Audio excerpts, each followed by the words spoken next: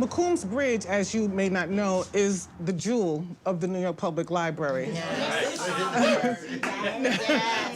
And we do have programs such as this for the community. For us to come and talk and have a conversation. And it is about moving forward. It's not just about talking about, we can't preach to the choir. You know, we already know. But it is about moving forward, and sometimes you have to take little steps to move forward. So you have come to talk, and there are 5 young men outside, and I say to them, hey guys, come on in and listen to Brother Muhammad talk. Because even if they're in here on the computer, that's good enough for me. Because they're listening. That's what the beauty of McCombs Bridge is, that we're small, right? They chose not to, and that's fine. Latron did. Yeah, Latron is over there. But there is this peer kind of thing, and we've all been children, and there's that peer kind of a thing, and they chose to stay outside and take pictures while, you know, doing whatever it is that they do. This is a first step. We also have our writers group, which is a group of adults who come together and talk about things in the community, but not only that, talk about things what's going on in the library. You know, the free access that we have in the library in your own community. And you can't force people to come in and take information that's available to them. You can only let them know it's there. From what I see, I'm teaching in the school system. I grew up single. My mom was young, single. I knew my father, but he didn't live with me. My husband, same thing. We grew up without our fathers in the home. We grew up, there were uncles there, quote unquote, you know, but no fathers were there. So we tried to change that with our son, you know, and made sure that we were there, and it does make a difference. Not only us being in the household, but us being there. Because you can still be a family, but if you're working 12 hours and your husband is working 12 hours, your child is still being raised by the street, or pray to God that someone in the school is caring enough for them to let them stay a little longer. I see now after school programs start early. Some students are out there 6 o'clock in the morning waiting for the school to open because their parents have to go to work to pay these bills or to do whatever they need to do. And then they go home 8 o'clock, 8:30. That's from 6 o'clock in the morning to 8:30 at night. There is no family, no kind of connection. Okay, and I tell a lot of people, you have to, don't depend on anyone. Do it yourself, just believe in yourself and keep working at it. I couldn't afford to go to film school. I learned from the library. I learned how to type, I learned how to read a script, I learned how to do all that from the library. People say, why you didn't go to school? I was taking care of my kids, I couldn't afford it, couldn't find no job. So I learned from the library, but we have to stick together. And we have to form a group where we say, we just ain't gonna take it no more and do and look out for each other. We cut each other's throat a lot. Because once somebody get it, I think Nas was saying, you know, once you start getting that money, everybody wanna go spend money downtown, nobody wanna bring money back in the community. And then when we try to bring back money in the community, we always trying to cut each other's throat. And if we come together, it seems like the only time we come together is when something crazy happens with us, you know? As soon as it's over, it die down, everything's back the same. Can I say something about what he just said? My grandmother had a store, and I'll tell you how she lost her store, like almost every other black store owner. When you have a store, you have to buy products. You have to buy straws, you have to buy brown paper bags, you have to buy canned peas.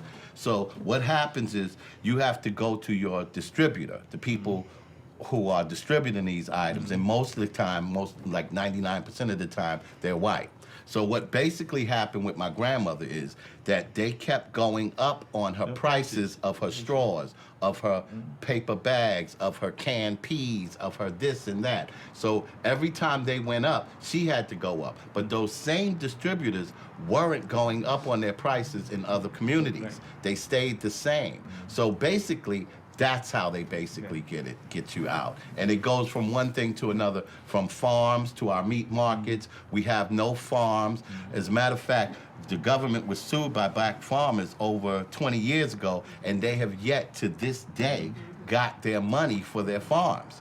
So I mean, it's terrible.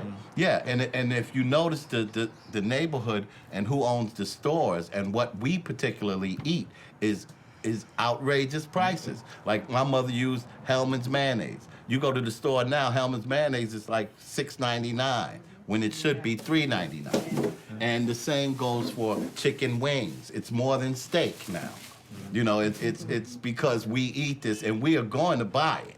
You know, so it's a lot of that going on, but it's almost every single aspect of our lives are hit some kind of way. We talk about these things that we need for our children in the communities, but we don't have them in the communities for them.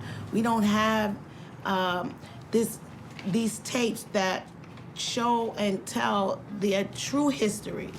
And the only thing we have available for them are textbooks that tell them untruths, like McGraw-Hill. They're still printing untruths about our lives. Would you tell everyone about what happened with McGraw-Hill? Because it's an interesting example. McGraw-Hill, we spend millions, billions of dollars across our country giving them the right to write textbooks that we use to educate our children on a daily basis. So they wrote a textbook, and in it mentioned, it was a section about slavery, and it said something to the effect, I don't want to quote, but the slaves came to America as workers to lighten the load.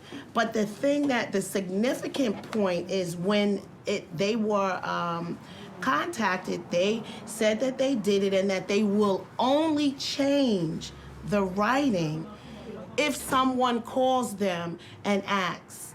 So if you haven't heard about it, your schools haven't heard about it, the books won't be changed. So this is information that we are allowing our children to hear, because the Department of Ed, they have a big contract with McGraw-Hill. So what do we do about that? So McGraw-Hill, in a geography book, as you just described, describes on a section immigration. And it's looking at how this diverse, very diverse country, a nation that we often say of immigrants, where did its people come from? And it's pitched to a ninth grade audience of social studies students learning geography. And in the section that looks at the southeast corner of the United States, it's purple, meant to denote African Americans. And there's a little bubble that jumps out and says, between the 1500s and 1800s, immigrants from Africa came to work in the southeast part of the country. I'm paraphrasing. Right. Literally refer to immigrants, black people, as immigrant workers. Yeah. Now, that was egregious enough, but the irony that in the passage referencing indentured servants to explain how people of lower economic status from England and Australia arrived here, said that indentured servants came and often had to work, had to do difficult work for little or no pay. So in reference to the quality of their experience and their recompense for their contribution, there's actually a qualitative judgment about what happened to indentured servants and nothing with reference to people of African descent. And it is hard to justify this. There's a page of advisors, there's an editorial board, and unfortunately, Texas is where this textbook was being used, which is the largest textbook market in the country. And this happens, in 2015. The one thing I'll say, and this is a very exceptional thing to say, but it is true. This community happens to be very different than many others. You do have the Schomburg Center. Yes. So you do have a place where you could spend the rest of your life and sending your children there for the rest of their lives to learn the truth. The truth is complicated, but you certainly can draw upon the collective wisdom of people who have thought deeply and paid very close attention to the historical record to correct the mythologies and lies about people of African descent in this country. So we know that the average woman makes 77 cents on the dollar that the average man makes. The black woman makes 62 cents on the dollar for every dollar that a white man makes, and even less than her white counterpart. So are you supposed to walk into the marketplace and say, yeah, pay me less than everybody else? Or are you supposed to say, I want to be part of making sure that the women who come behind me are paid equally for their contribution to our economy. So that's troubling. And I'm not sure where that came from other than this notion that there's a price to be paid for standing up for justice and equality. And that's certainly true. But if we don't teach our kids at an earlier date something different about privileging values and how we govern ourselves in the world and how we think about people and how we relate to one another, then I'm afraid we will be reproducing the same outcomes as we move forward.